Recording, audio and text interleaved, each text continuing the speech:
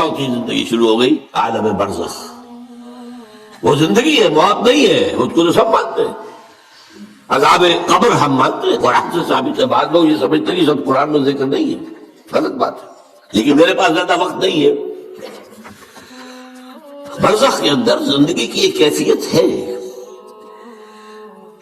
اس کے اندر جیسے کہ ہمارے یہاں بڑی ویسے چھڑ گئی ہے۔ حضور کی زندگی کیسی ہے؟ آیا ایسی ہے جیسے دنیا میں تھی یا اس سے کچھ مختلف ہے؟ تو میں کہا کرتا ہوں دنیا کی زندگی تو اتنی اچھی زندگی نہیں ہے، حضور کو جو زندگی ہے عالم برزخ میں، اس کا تو ہم تصور بھی نہیں کر سکتے۔ اس عالم برزخ میں کہا گیا شہداء کو وَلَا تَقُولُوا لِمَن يُقْتَلُ فِي سَبِيلِ اللَّهِ أَمْوَاتٌ بَلْ أَحْيَاءٌ وَلَٰكِن لَّا تَشْعُرُونَ۔ اللہ کی راہ میں شہید ہو جانے والوں کو اموات مت کہو، مردہ مت کہو، زندہ ہے، تمہیں اس کا شعور نہیں۔ ہمیں شہداء کی زندگی کا شعور نہیں، پھر صدیقین اوپر ہے، پھر انبیاء ان کے اوپر ہے، پھر رسول ان کے اوپر ہے، سب سے اوپر سید المرسلین ہے۔ کیا زندگی ہوگی، ہم کیا تصور کر سکتے ہیں؟ مَا لَا عَيْنٌ رَأَتْ وَلَا أُذُنٌ سَمِعَتْ وَمَا خَطَرَ عَلَىٰ قَلْبِ بَشَرٍ۔ بہرحال پھر یہ چوتھی زندگی آ گئی، پھر آئے گا، پھر سور پھونکا جائے گا، اور پھر فَإِذَا هُمْ قِيَامٌ يَنظُرُونَ، تو سب زندہ ہو کر دوبارہ کھڑے ہو جائیں گے۔ وہ یوم القیامہ ہوگا، کھڑے ہونے کا دن، اور اس سے ہمارا 5واں دور شروع ہو جائے گا، حیات اخروی۔ اچھا، حیات اخروی کے بارے میں ہمارا کیا ایمان ہے؟ کیا وہ کبھی ختم ہونے والی ہے؟ وہ تو ابدی ہے۔ فَإِنَّهَا لَجَنَّةٌ أَبَدًا أَوْ لَنَارٌ أَبَدًا، یہ پوری زندگی، تو زندگی کتنی بڑی ہو گئی۔ تو اسے پیمانہ امروز و فردا سے ناب جاونا پہم دواں ہر دم دواں ہے زندگی۔ البتہ ایک کام کیا کیا ہے اللہ نے، یہ جو دو موتوں کے درمیان زندگی آئی ہے، پہلی موت جو کہ ہم عالم ارواح سے، اس کے بعد سلا دیے گئے، موت آ گئی نا، پھر اللہ نے زندہ کیا۔ پھر جو ہمیں موت آنے والی ہے میری اور آپ کی، ان دو موتوں کے درمیان ایک زندگی کا حصہ کٹ گیا اس میں سے۔ یہ لمبا پروسیس، وہاں سے وہاں تک، مبدأ و معاد، انا للہ و انا الیہ راجعون، اس میں یہ چھوٹا سا ہماری زندگی میں سے حصہ کاٹ کر اسے ایک امتحانی وقفہ بنایا گیا۔ خلق الموت والحیات لیبلوکم ایکم احسن عملا، اس نے زندگی اور موتیں تخلیق کی ہیں تاکہ تمہیں آزمائے کہ کون ہے تم سے اچھے عمل کرنے والے۔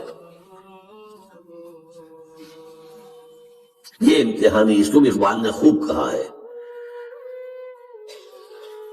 ملزم ہستی سے تو ابرا ہے مانند حباب، اس زیاں خانے میں تیرا امتحان ہے زندگی۔ اب امتحان 3 گھنٹے کا بھی ہوتا ہے تو وہ 30 سال کا بھی ہو سکتا ہے۔ یہ تو ایک کوانٹیٹیٹیو ایلیمنٹ ہوا، امتحان ہے، ٹیسٹنگ از ٹیسٹنگ۔ یہ حیات دنیاوی امتحان ہے، ملزم ہستی سے تو ابرا ہے مانند حباب، اس زیاں خانے میں تیرا امتحان ہے زندگی۔ اس کے بعد جب ہمیں دوبارہ اٹھا دیا جائے گا، حساب کتاب ہوگا، اعمال کا جزا و سزا کے فیصلے ہوں گے، اور پھر یہ جنت اور یہ دوزخ، وَإِنَّهَا لَجَنَّةٌ الْأَبَدَ أَوْ لَنَارٌ الْأَبَدَ۔ یہ حیات ایک ایمان باللہ اور ایمان بالآخرہ، ایمان بالآخرہ کے ضمن میں پورے حیات انسانی کا ایک تصور جو ہے سامنے لانا ضروری ہے۔ اب آئیے،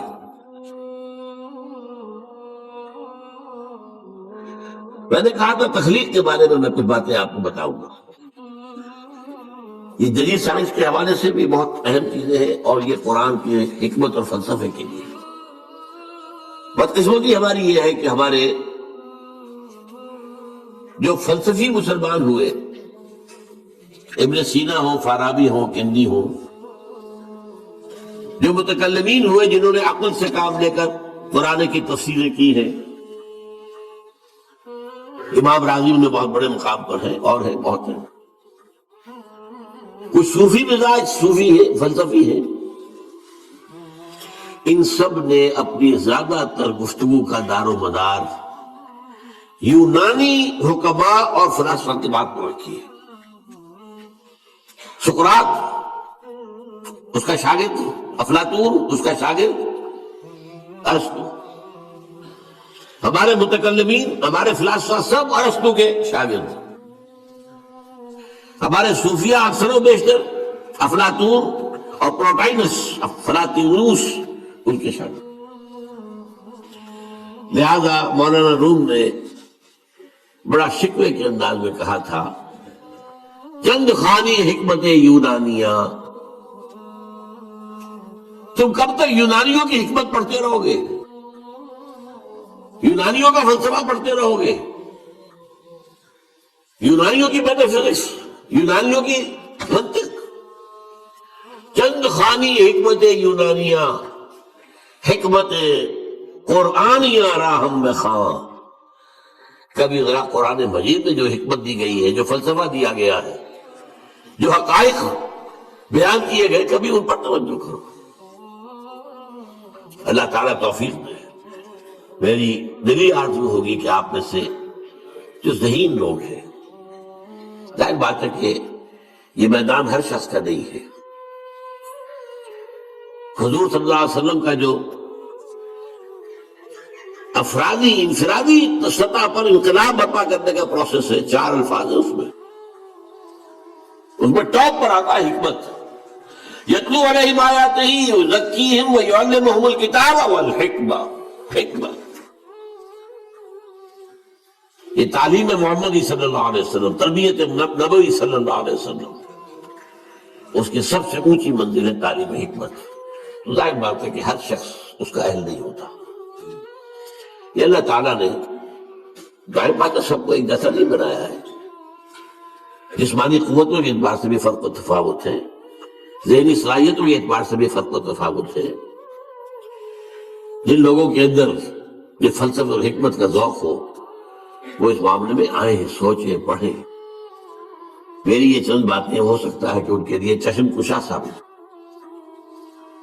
وہ کتاب اس وقت میری جو ہے ایجاد و ابداع عالم، وہ آؤٹ آف پرنٹ ہے، موجود نہیں ہے، انشاءاللہ جلدی ہی پرنٹ کروا لیں گے دوبارہ۔ دیکھیے تخلیق کا مرحلہ اول عالم امر ہے، اللہ کا ایک حکم کن، انما امرہ اذا اراد شیئا ان یقول کن فیکون۔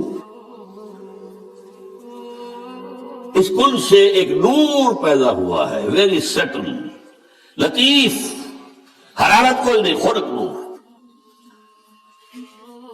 یہ نور اللہ،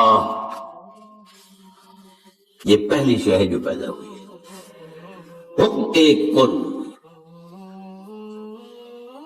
یہ عالم امر ہے۔ اس نور سے پیدا کیے گئی تمام ارواح انسانیہ، تمام ملائکہ۔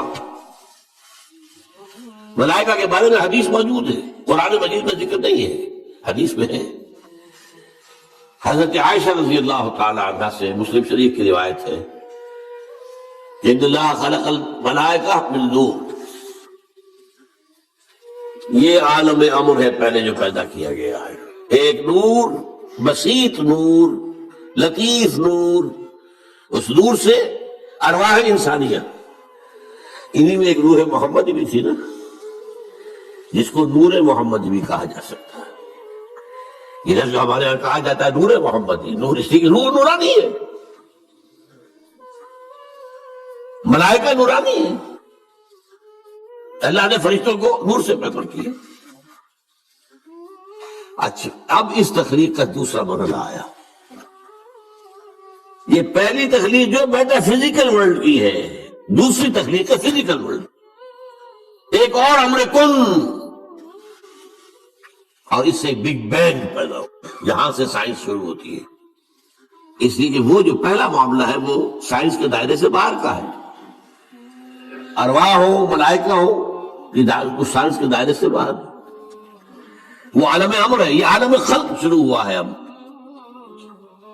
اور عالم خلق اور عالم امر میں ایک بڑا بنیادی فرق جان لیجئے۔ عالم امر میں اللہ کے کسی حکم کے تعمیل میں کوئی لمحہ صرف نہیں ہوتا، کن فیکون۔ کن فیکون، نو ٹائم ایلیمنٹ. یہی وجہ ہے فرشتے کو عرش سے زمین تک آنے میں کوئی وقت نہیں لگتا، روح کو بھی کوئی وقت نہیں لگتا. یہ بیانڈ دس فزیکل ورلڈ ہے نا، تو میٹا فزیکل ورلڈ کا تعلق ہے ان کا. یہ عالم امر سے ہے، امر میں وقت نہیں لگے گا قطعاً، خلق میں وقت لگے گا لازماً. آم کی کفری ہے، آم کا پودا بننے میں 5-6 سال لگ جائیں گے. رحم مادر میں حمل ٹھہر گیا ہے، بچے کے پورے بننے میں 9 مہینے لگیں گے، ٹائم لگے گا. اٹس خلق. قرآن کہتا ہے ہم نے آسمان زمین 6 دن میں پیدا کیے، ٹائم لگا کہ نہیں لگا؟ تو یہ امر ہے وہ پہلا، جس میں کہ کیا ہے 3 چیزیں ہیں. اللہ کا نور جو بہت لطیف ہے، وہ خزانہ ہے، اسی سے بنی انواع ارواح انسان کی، اس سے بڑے فرشتے.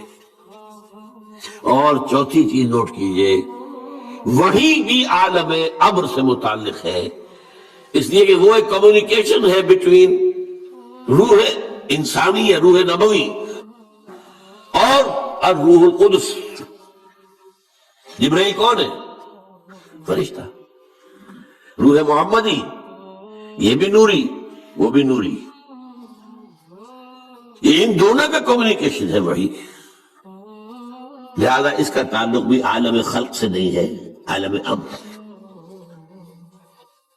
بہت پیارا شعر کہیں کہا ہے، کس کیفیت میں کہا ہے میں نہیں سمجھ سکتا. نغمہ وہی ہے نغمہ کہ جس کو روح سنے اور روح سنائے. روح محمدی نے سنا ہے، اس کان سے نہیں سنا حضور نے. یہ نوٹ کر دیجئے، کبھی پڑھیے حقیقت وہی نامی کتاب مولانا سعید احمد اکبر آبادی کی. وہی کی حقیقت کیا ہے؟ وہی براہ راست قلب پر جاتی ہے، اس کان کے واسطے سے نہیں جاتی. یہ کان عالم خلق کا ہے، قلب عالم امر کی شے، روح کا مسکن ہے. وہاں روح ہے، روح محمدی ہے. فَإِنَّهُ نَزَّلَهُ عَلَىٰ قَلْبِكَ، اس کو اے نبی اتارا ہے اس فرشتے نے آپ کے دل پر براہ راست. تو نغمہ وہی ہے نغمہ کہ جس کو روح سنے اور روح سنائے. دوستوں جیسے کہ آپ لوگوں نے آج کی ویڈیو دیکھی ہے اور امید کرتا ہوں کہ ویڈیو آپ کو پسند بھی آئی ہوگی. جیسے کہ ڈاکٹر صاحب نے بیان کیا ہے عالم برزخ کے بارے میں، بہت ہی بہترین بیان کیا ہے. دوستو ہم دعا کر سکتے ہیں کہ اللہ تعالیٰ ڈاکٹر صاحب احمد کو جنت میں اللہ تعالیٰ اعلیٰ مقام عطا فرمائے. دوستو امید کرتا ہوں کہ ویڈیو اگر پسند آئی ہو تو اپنی قیمتی رائے ہمارے ساتھ ضرور شیئر کریں. والسلام.